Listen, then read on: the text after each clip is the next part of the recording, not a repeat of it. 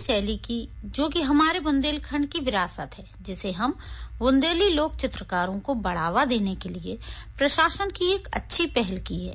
तो बहनों, इसी विषय पर चलिए हम आपको ले चलते हैं भेंट वार्ता की ओर, जो कि बुंदेली चित्रकला का संरक्षण और संवर्धन विषय पर लोक कलाकार सबत खालिदा से रूपाली नाग की बातचीत। बुंदेलखंड कला और संस्कृति का धनी है। बुंदेली चित्रकला लोक संस्कृति और परंपराओं की प्रतीक है। धर्म दर्शन के प्रति आस्था की अभिव्यक्ति के रूप में लोक चित्रकला आज भी उतनी ही सशक्त और समृद्ध है जितनी एक दशक पहले रही। धार्मिक आयोजन, उत्सव और शुभ कार्यों की शुरुआत बुंदेलखंड की पारंपरिक चित्रकला के बिना अधूरी है। तो आज हमारे साथ बुंदेली चित्रकला के एक निपुण कलाकार श्री सबत खालिदी जी उपस्थित हैं, जिन्होंने इस क्षेत्र में उल्लेखनीय कार्य किया है। सबत जी, बहुत बहुत स्वागत आपका हमारे स्टूडियो में। बहुत बहुत धन्यवाद आपका। सबत जी, सबसे पहले तो मैं आपसे ये जानना चाहूंगी कि इस चित्रकला की शुरुआत कब और कैसे हुई थी? आपने ये कब शुरू किया?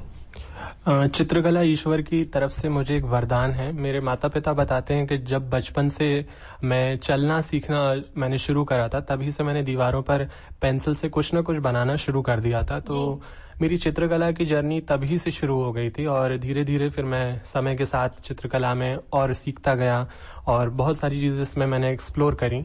समय के साथ इसी तरह मैंने इसमें चितेरी कला के बारे में भी जाना और चितेरी कला पर मैंने कार्य करना शुरू करा और फिलहाल में मैं चितेरी कला पर कार्य कर रहा हूँ। अच्छा, तो आप हमें बुंदेलखंड की इस चित्रकला के बारे में कुछ बताइए। बुंदेलखंड में वैसे तो बहुत सारी लोक चित्रकलाएं हैं, लेकिन जो मुख्य एक कला है चितेरी कला जिसको हम कहते हैं, तो यहाँ की ये मुख्य चित्रकला है।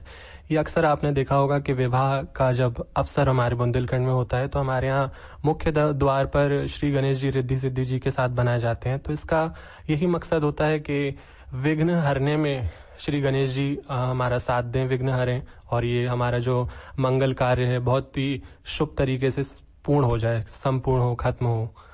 तो इस तरह से इस चित्रकला को हमारे बुंदेलखंड में कई और अवसरों पर भी बनाया जाता है। जैसे हमारे यहाँ सत्यनारायण जी की कथा होती है, बहुत सी ऐसी कथाएं हैं, या तीज त्योहार हैं, तब हमारे बुंदेलखंड में लोक चित्रकला चितेरी को बनाया जाता है। अच्छा सबत जी, मुझे ये बताइए कि ये जो चितेरी चित्रकला है ये दूसरी चित्रकला शैलियों से कैसे अलग है, क्या भिन्नता है? सबसे पहली चीज तो ये खास अवसरों पर बनाई जाती है, जैसे कि मैंने बताया, और इसके अलावा इसमें चटकीले रंगों का प्रयोग किया जाता है, जैसे लाल, गुलाबी, हरा, इस तरह से चटकीले रंगों का उपयोग होता है। इसमें ज्यादातर देवी देवताओं के चित्र बनाए जाते हैं और तिरछे चित्र, शक्ल वाले चित्र बनाए जाते हैं जो साइड फेस होते हैं ज्यादातर। वैसे तो सामने फेस करके भी हम चित्र को बनाते हैं इसमें, लेकिन ज्यादातर साइड फेस के ही चित्र बनाए जाते हैं इसमें। और कई अन्य चीजों को इसमें उकेरा जाता है, जैसे बारात का दृश्य उकेरा जाता है, विदाई का दृश्य उकेरा जाता है। तो ऐसे बहुत सारे दृश्य भी इस चित्रकला में बनते हैं। और इसकी सबसे बड़ी खासियत यह है कि इस पे कोई स्केच नहीं करा जाता है, पहले पेंसिल से रेखांकन नहीं करा जाता है, तुरंत ही रंग एक के ऊपर एक लगाते जाते हैं और उसके बाद हम काली रंग से इसको रेखांकन करते हैं इसमें और इसको उकेरते हैं, साफ करते हैं उसको एक तरह से। अच्छा, तो काली जी, इसमें कोई विशेष रंगों का हम उपयोग करते हैं या फिर ऐसे ही जो दूसरी चित्रकला में जो रंग यूज करते हैं वही करते हैं? कोई विशेष रंग होते हैं इनमें? जैसे ये चित्रकला क्योंकि बहुत सालों पुरानी है तो पहले इसमें खनिज रंगों का प्रयोग किया जाता था। अच्छा। और उसमें गोंद मिलाई जाती थी जी। लेकिन अब समय के साथ साथ ये बदलता जा रहा है, जिस समय मॉडर्न होता जा रहा है टाइम, तो फ्लोरेसेंट कलर्स का यूज किया जाता है और उसी तरह से इसमें अभी भी गोंद मिलाई जाती है। पहले नेचुरल गोंद का उपयोग किया जाता था, तो और आज के समय में अगर हम देखें तो जो नॉर्मल बाजार में ग्लू मिलते हैं उसको इसमें उपयोग करा जाता है। और चटक रंग होते हैं क्योंकि फ्लोरेसेंट कलर्स, तो उनका उपयोग किया जाता है। अच्छा, तो मुझे ये अपनी इस चितेरी चित्रकला के बारे में इतना कुछ आपने बताया और आप इसमें पारंगत भी हैं, तो इस क्षेत्र में अपनी उपलब्धियों के बारे में कुछ बताइए। मैं इसमें सर्टिफाइड हूँ। इसके अलावा मैंने चित्रकला में बहुत सारी अलग अलग उपलब्धियां हासिल करी हैं। कई सारे कॉम्पिटिशन सरकारी गैर सरकारी मैंने जीते हैं और इसमें स्थान प्राप्त किया है। इसके अलावा मैंने वर्ल्ड रिकॉर्ड भी बनाया है। Asia book of world record में मैंने चने की दाल के ऊपर चित्रकारी कर वर्ल्ड रिकॉर्ड स्थापित किया है। मैंने 25 अलग अलग चित्र बनाए थे सामाजिक मुद्दों के ऊपर चने की दाल पर।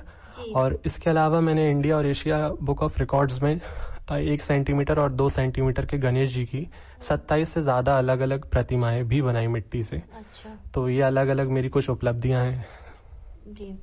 और कुछ आप बताना चाहें इस चित्रकला के बारे में हमारे श्रोताओं को? ये बहुत ही खूबसूरत चित्रकला है क्योंकि इसमें चटक रंगों का प्रयोग किया जाता है। क्योंकि आपने जैसे देखा हो हमारे गांव में अगर बुंदेलखंड में निकलते हैं तो महिलाएं चटक रंगों की साड़ियां पहनती हैं, जैसे चटक नारंगी, चटक गुलाबी रंग। तो इसी तरह से हम जो चित्र बनाते हैं यहाँ पर चितेरी में, तो उसमें भी चटक रंगों का ही प्रयोग हम करते हैं। भगवान जी को जैसे कि हम वस्त्र बनाते हैं या हम बारात का दृश्य बनाते हैं तो चटक रंगों का ही प्रयोग किया जाता है और ये इसको दूसरी चित्रकलाओं से अलग बनाता है। और इसकी मुख्य खासियत यही है कि इसको बिना किसी स्केच करे, रेखांकन करे, तुरंत ही दीवार पर फ्री हैंड बनाया जाता है, कोई रेखांकन नहीं होता है, जो कि काफी कठिन है खुद में। इतनी सारी बातें आपने मुझे बताई तो एक सवाल जो मेरे जहन में आ रहा है इस वक्त कि जैसे ये जो चितेरी चित्रकला है जिसमें पौराणिक चीजें दिखाई जाती हैं, तो क्या एक पैटर्न होता है इसका कि जैसे कोई कथा दिखाई जा रही हो, पौराणिक कथा, इस तरह का कुछ होता है इसमें? जी, इसमें अलग अलग दृश्य दिखाए जा सकते हैं और दिखाए जाते हैं, जैसे कि कालिया मर्दन का चित्र भी बनाया जाता है और भी बहुत सारे अलग अलग कथा से संबंधित इसमें चित्र बनाए जाते हैं और उसको दीवारों पर उकेरा जाता है। वैसे तो ये भित्ति चित्र होते हैं, दीवारों पर ही उकेरे जाते हैं, लेकिन अब इसको लोग अलग अलग चीजों पर भी बना रहे हैं। जैसे कि मैंने शुरुआत करी है जो यहाँ के लोक चित्रकला है, तो उसको मैं फोक चीज जो यहाँ की है, जैसे मिट्टी का बर्तन हुआ या लकड़ी का सूपा हुआ, बांस का, तो मैं उस पर इस चित्रकला को बनाकर लोगों को ये संदेश देना चाहता हूँ कि ये चित्रकला सिर्फ दीवारों तक ही सीमित नहीं है, बल्कि हम इसको अपने घर के अंदर एक डेकोरेटिव आइटम के तौर पर भी सजा सकते हैं। जी, तो इसे फैब्रिक पर भी हम कर सकते हैं, कपड़ों पर भी कर सकते हैं। जी बिल्कुल। जी, अच्छा, इस कला को लेकर आपकी आगे की योजनाएं क्या है सबक जी? मैं चाहता हूं कि ये कला नेशनल और इंटरनेशनल लेवल पर आगे जाए, राष्ट्रीय अंतर्राष्ट्रीय स्तर पर, और इसको भी वही पहचान मिले जो जैसे कि और हमारी जो लोक चित्रकलाएं हैं, जैसे कि मधुबनी चित्रकला या फिर तंजौर शैली की अलग अलग चित्रकलाएं जो हमारे देश में हैं, इसको भी उसी तरह से एक वो पहचान मिले। अच्छा सबक जी, ये जानना मैं आपसे चाह रही थी कि आपको इस क्षेत्र में आने की प्रेरणा कैसे मिली? क्या आपके परिवार में भी कोई इस कला से जुड़ा हुआ है? मेरी दादी विभिन्न कलाओं की बहुत शौकीन रही हैं, उनको काफी सारी कलाओं में रुचि रही है, जैसे कि सिलाई, कढ़ाई, बुनाई और भी कई सारी कलाओं में। और इसके अलावा क्योंकि वो गांव से थी तो बुंदेली लोक चित्रकला से भी वो काफी सालों से रूबरू रही और उनको इस बारे में काफी नॉलेज रही। तो मेरी दादी तो करती ही रही, इसके अलावा मेरी दीदी, मेरी बड़ी बहन, वो भी एक कलाकार हैं और बहुत अच्छा बनाती हैं। उनको भी कई विभिन्न स्तरों पर पुरस्कृत किया जा चुका है। और मेरे ताऊ जी, मेरे बड़े ताऊ जी जो हैं, वो भी चित्रकला में काफी रुचि रखते थे, वो एक चित्रकला के गुरु भी रहे, टीचर रहे। तो इस तरह से फैमिली में मेरे कई सारे लोग हैं जो चित्रकला करते आए हैं काफी सालों से, और ऐसे ही देखते देखते मुझे भी इसमें रुचि आई और मैंने भी इसमें काम करना शुरू करा और आज मैं भी चित्रकला कर रहा हूँ। अच्छा सबक जी, इस क्षेत्र में क्या चुनौतियां हैं? इस क्षेत्र में विभिन्न प्रकार की चुनौतियां हमारे सामने आती हैं। जैसे कि कई बार ऐसा होता है कि लोगों को नॉलेज नहीं होती है इस बारे में, तो लोगों को लगता है कि इसमें अपॉर्चुनिटीज बहुत कम है, हम आगे इसमें ज्यादा आगे तक नहीं बढ़ सकते हैं। और कई बार ऐसा होता भी है कि हम कई बार कई चीजों के फेस करते हैं तो हम नहीं आगे बढ़ पाते हैं, पर ऐसा नहीं है। हम मेहनत निरंतर करते रहें तो जरूर एक दिन हम अपना जो मुकाम इस फील्ड में हासिल करना चाहते हैं वो मुझे लगता है ऐसा कि वो हमें जरूर मिलेगा। जैसे कि मैंने कई सालों की साधना, परिश्रम के बाद आज मैं इस सक्षम हूँ कि आज मैं आपके सामने इस लोक चित्रकला के बारे में या चित्रकला के बारे में बात कर पा रहा हूँ। तो हम निरंतर अगर मेहनत करते रहेंगे तो जरूर हमें एक दिन वो मुकाम मिलेगा। और इसमें बहुत सारी ऐसी परेशानियां, चुनौतियां हमारे सामने आती हैं जिनको हमें नजरअंदाज कर आगे बढ़ने के लिए खुद को प्रेरित करते रहना चाहिए अंदर से। अच्छा सबक जी, जैसे कि देखिए आप तो कला के क्षेत्र से जुड़े हुए हैं काफी समय से, और आज का जो समय है जहां एक तरफ आधुनिक चित्रकला है हमारे इस समय में, और ये जो चितेरी चित्रकला है ये है एक पुराने समय की चितेरी चित्रकला, ये हमारी धरोहर है। तो अगर कोई इस आर्ट के क्षेत्र में अपना करियर बनाना चाहे तो क्या संभावनाएं हैं इसमें? चित्रकला के फील्ड में भी बहुत सारी आगे अपॉर्चुनिटीज खुल गई हैं, जैसे डिजिटल वर्क भी हम कर सकते हैं। अगर आधुनिक चित्रकला की बात करें तो डिजिटल वर्क है हमारे सामने और वो हम कर सकते हैं। एनिमेशन, बहुत सारी डिजिटल चीजें हैं, डिजाइनिंग का काम कर सकते हैं। इसके अलावा ड्राइंग एंड पेंटिंग में भी हम अपना कैरियर बना सकते हैं। और इसके अलावा लोक चित्रकला को अगर आप अच्छे से कर रहे हैं तो आप इसका एक अपना बिजनेस भी कर सकते हैं। जैसे कि लोग मधुबनी चित्रकला को कपड़ों पर बनाकर सेल कर रहे हैं, तो नेशनली इंटरनेशनली उनकी वो कला भी आगे बढ़ रही है, इसके साथ साथ वो पैसे भी कमा रहे हैं और उनको रोजगार भी मिल रहा है। तो इस तरह से कई सारी अपॉर्चुनिटीज है। जरूरत है कि हम इसमें खुद आगे बढ़कर चीजों को सर्च करें, चीजों को खोजें, तो हमें पता चलता है कि इसमें कितनी ज्यादा ये एक समुद्र जैसा है, कितना गहरा है। हम जितना इसमें जाएंगे अंदर तक उतना हमको पता चलता है कि ये काफी गहरा है और उतना ही हम इसमें अपॉर्चुनिटीज हमको पता चलती जाती हैं और हम चीजों को गेन करते जाते हैं टाइम के साथ साथ। तो इसमें बहुत सारा अपॉर्चुनिटीज हमको है और मुझे लगता है चित्रकला ही मेरी जीवन की साधना भी है, मेरी पूजा और आराधना भी चित्रकला ही है। और ये मेरे साथ आई थी और मैं चाहता हूँ कि इसको मैं लोगों को बांट के ही आगे आगे बढ़ाता जाऊं। ऐसा ना हो कि एक इंसान के साथ कोई चीज आती है और वो उसी के साथ चली जाती है, ऐसा नहीं। मैं चाहता हूँ कि आगे आने वाली पीढ़ी को भी मैं अपनी इस चित्रकला को दे पाऊं। तो मैं चाहता हूँ लोक चित्रकला आगे आने वाले युवक भी करें।